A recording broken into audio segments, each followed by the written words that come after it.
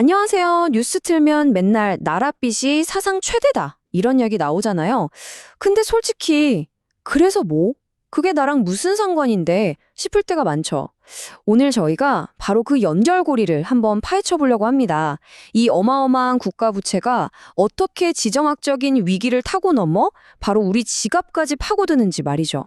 맞아요. 아니, 나라의 빚이 천조가 넘든 말든 내 월급이 오르는 것도 아니고 당장 나한테 무슨 상관이야?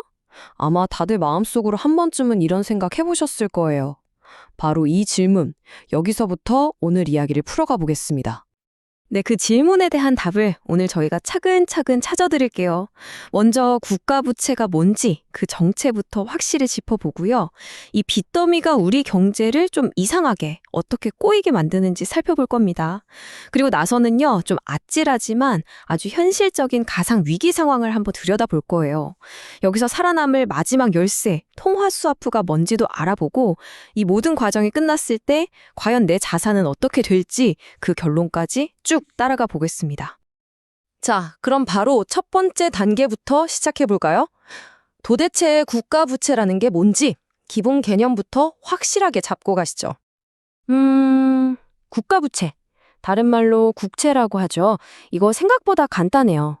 그냥 나라가 돈이 부족할 때, 그러니까 세금 거둔 걸로는 살림이 안 될 때 돈을 빌리면서 써주는 차용증 같은 겁니다. 나중에 꼭 갚을 테니 돈 좀 빌려줘 하고 국가가 도장 찍어서 발행하는 약속 증서인 셈이죠. 근데 이게 또 나랏빚을 세는 기준이 하나가 아니에요. 좀 복잡하죠? 우리가 보통 나랏빚이라고 부르는 D1은 중앙정부랑 지방정부 빚만 딱 합친 거고요. 여기에 비영리 공공기관 빚까지 더하면 D2, 또 다른 공기업 빚까지 싹 다 더하면 D3가 되는 식이에요. 보시다시피 어디까지 포함하냐에 따라서 액수가 정말 어마어마하게 차이가 나죠. 와, 1175조. 진짜 숫자가 너무 커서 감도 안 오네요. 이게 바로 우리가 흔히 뉴스에서 듣는 국가 채무, 그러니까 D1 수치거든요. 근데 이걸 그냥 넘길 게 아닌 게 이걸 우리나라 인구수로 나눠보면요. 국민 한 사람당 무려 2,300만 원 정도의 빚을 지고 있다는 계산이 나와요. 갑자기 확 와닿지 않으세요? 자, 그럼 이 천문학적인 빚이 우리 경제에 어떤 기묘한 일을 벌이는지 한번 들여다보겠습니다. 아니, 돈이 더 풀리면 돈 구하기가 쉬워져야 하는데 왜 오히려 돈 빌리는 비용, 그러니까 이자는 더 비싸지는 걸까요? 이 이상한 현상의 비밀을 파헤쳐보죠. 그러니까요. 그게 진짜 이상한 점이에요. 상식적으로는 정부가 빚을 내서 시장에 돈을 쫙 푼다는 거잖아요. 그럼 시중에 돈이 넘쳐나니까 우리 같은 개인이나 회사들은 돈 빌리기가 더 쉬워지고 이자도 싸져야 정상 아닌가요? 네, 바로 그 지점이 핵심입니다. 왜 정반대의 현상이 일어나는지 아주 쉬운 비유로 설명해 드릴게요. 딱 인기 아이돌 콘서트 티켓 시장을 한번 떠올려 보세요.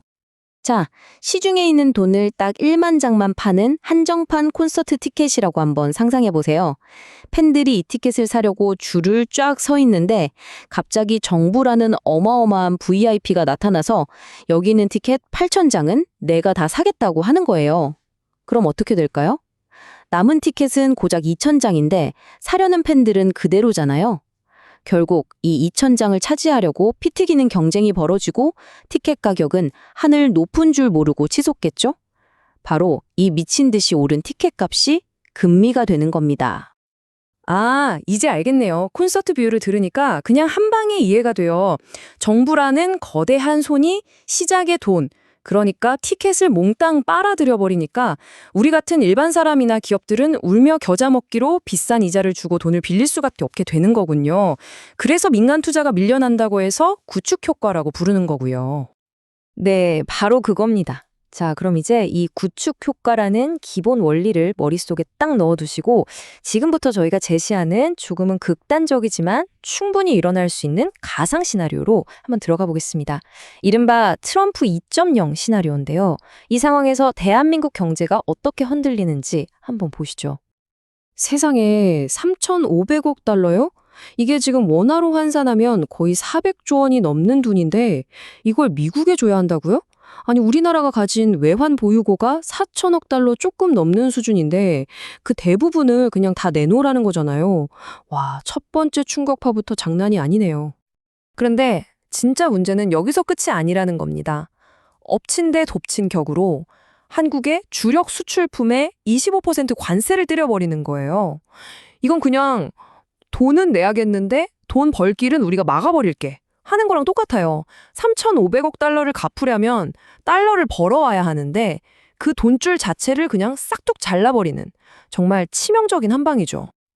그렇습니다. 달러를 벌 방법은 막혔는데 내야 할 달러는 산더미 같은 상황. 순식간에 대한민국은 달러가 바닥나는 그야말로 제2의 IMF 사태 직전까지 몰리게 됩니다. 바로 이때 우리가 기댈 수 있는 마지막 동화줄이 하나 남게 되죠. 바로 국가의 운명이 걸린 선택, 통화스와프입니다. 정말 선택지가 이거밖에 없다는 게 너무 암울하네요. 통화스와프가 실패하면 그냥 끝나는 거잖아요. IMF 외환 위기 때보다 더 심각한 상황이 올 수도 있는 거고요. 맞습니다. 그게 최악의 시나리오죠. 그런데 더 절망적인 건 뭐냐면 통화스와프에 성공하더라도 그게 해피엔딩이 아니라는 거예요.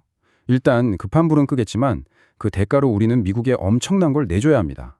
경제 주권의 상당 부분을 포기하고 길고 아주 고통스러운 불황의 터널로 들어가야 하는 거죠. 말 그대로 최악을 피하기 위해 차악을 선택하는 그런 상황인 겁니다. 그럼 일단 최악은 피했다고 가정해보죠. 차악의 길이지만 어쨌든 통화수합에 성공해서 나라가 망하는 건 막았어요. 자, 그럼 이제 진짜 우리에게 중요한 질문으로 돌아와야죠. 그래서 폭풍이 지나간 후에 내 주식, 내 부동산은 어떻게 되는 건데? 바로 이 문제를 들여다볼 시간입니다. 주식시장부터 한번 볼까요? 결론부터 말씀드리면 파티는 끝났습니다. 물론 통화스와프가 딱 타결되면 야, 살았다 하는 안도감에 잠깐 반등하는 안도 랠리는 있을 수 있어요. 하지만 그건 정말 잠깐일 뿐입니다. 정신 차리고 보면 우리 기업들은 25%라는 어마어마한 관세 장벽에 부딪혀 있을 거거든요. 수출길이 막히니 기업 실적이 박살나는 건 당연하고요. 결국 실적, 즉 펀다멘탈이 무너지면서 아주 길고 지루한 하락장이 시작될 수밖에 없습니다.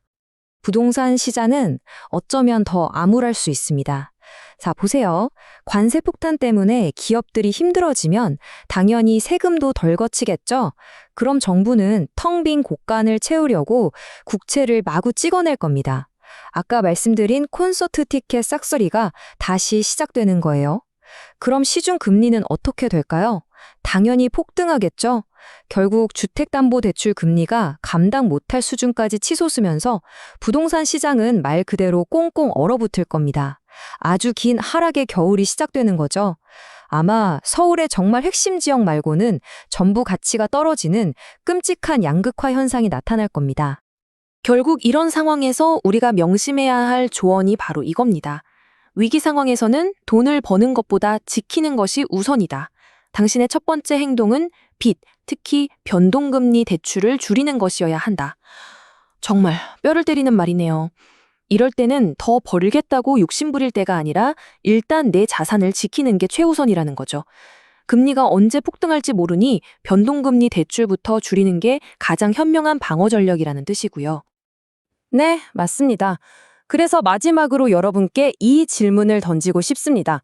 만약 이 시나리오가 현실이 돼서 통화스와프가 타결되고 모두가 이제 위기는 끝났다며 환호할 때 그때 여러분은 그 환호 뒤에 다가올 진짜 혹독한 현실, 그 기나긴 겨울을 대비하기 위해 과연 무엇을 하고 계실 건가요?